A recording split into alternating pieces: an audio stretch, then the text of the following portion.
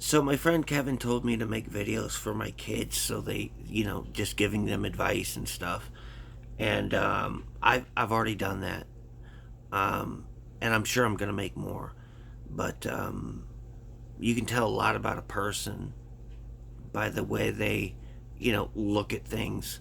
So for example, kids, what happened between Israel and Palestine? It's October 23rd, I believe it happened 3 or 4 days ago, and basically Hamas went into Israel and just started killing innocent people, and it was horrific. It was barbaric, and I don't see people making the difference or connecting the dots on Hamas, Palestine, and Israel, because we all agree that that is a level of barbarism that is just, it's wrong, it's evil, and there is no but. Brett Weinstein, who I admire and respect because he's so cerebral, and he's a liberal, and he had on a former Israeli intelligence officer. She worked for 25 years in that field, so she knows the ins and outs of the security, of spying, of like the backup systems, all of that. And she is basically saying there is no way possible that Hamas gets in there for, what was it, like a day, like 5 hours or whatever. There's no way that that happens at that scale without somebody knowing about it, which is hard to believe. It's not hard to believe she's saying it, but it's hard to believe that there are people in positions of power who would knowingly let people die, get raped, all that stuff. And they're like, that's because we want to, we want to deal with the people in Gaza, which they're doing right now. Another tragedy is unfolding right now. And that was the excuse. They, according to her, and she did not say this, but they wanted to make it so big and so bad that you cannot ignore it, and therefore people died. And if you don't think that's possible, I mean, I can give you lots of examples. What was that? Operation Northwoods.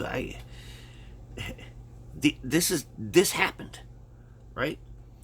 Go back to the Cuban Missile Crisis, and the Joint Chiefs of Staff, pretty much everyone except for the president, JFK at the time, they said, we can start a war with Cuba, and all we have to do is shoot down our own plane with our own citizens on it and blame Cuba. And if you're like, there's no way that could happen, Google it. Google Gulf of Tonkin. That was something our government told us that happened, and that North Korea attacked, which they did not, and that got us into Vietnam, and that killed, what, 69,000 men, American people. Weapons of mass destruction. People don't understand. Not only did they not exist, George Bush knew it, Dick Cheney knew it, Robert Mueller, every single person who testified in front of Congress, they already knew. And we invaded the country that had nothing to do with 9/11, and Americans were killed, and over 1 million Iraqis died.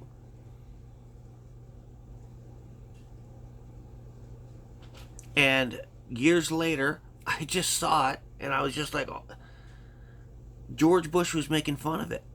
He had a room full of people, and he was talking about weapons of mass destruction, how he couldn't find them. He couldn't find them under the table, couldn't find them under the chair.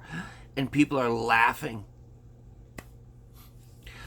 1 million Iraqis died. Like, that country is in total chaos. We destroyed it. So that might be something we want to think about before we call for another war, before we call for more blood. Is just, we were tricked before. And there's a lot of nuance with this Palestinian-Iranian conflict. Like, Hamas, what they did is evil. Straight up. No one's arguing that. But the what's going on between Israel and the Palestinians right now, that is completely different. Now that attack is connected in the sense that Hamas thinks this is the way we handle it. That's clearly wrong. And I personally think that they should be rounded up, and I know that's difficult because they like to hide within the population, but you round them up, you publicly execute them, and then, the Gaza Strip and the West Bank, that's a completely different story. And you can't be for the slaughtering of innocent people. There has to be a solution. But getting back to the interview with Brett Weinstein and the Israeli former intelligence officer, she basically says, them getting in and how many got in, and I guess it was 5+ hours before there was any response from the Israeli government. She says it's impossible. And then she went on to explain to Brett Weinstein that she just goes through all of the security they have and all the backups they have, and how everything thrown in the ether, all the excuses, are implausible, which means that it's a false flag. Not in the sense that it didn't happen. It certainly happened. But there were people who wanted to make it as big or big enough to get the world on fire, which is what they've done.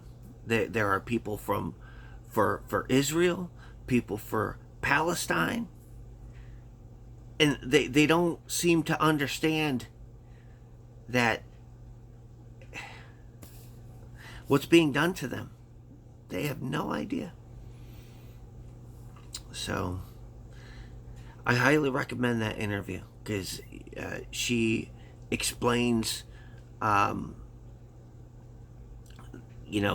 conflict between the Israelis and the Palestinians. She also notes the fact that there are a very large amount of Jewish people who understand what's happening over in the Gaza Strip. They are sympathetic to it. And it is just an eye-opening interview. It's Brett Weinstein. I'm a bad person because I don't remember the name of the Israeli former counterintelligence officer. But what she says is shocking. And Brett agrees, and he's, like I said, he's super smart. And I found it shocking because she's making all these points, and I'm just like, yeah, like, how did that happen? For 5 hours and there's no response?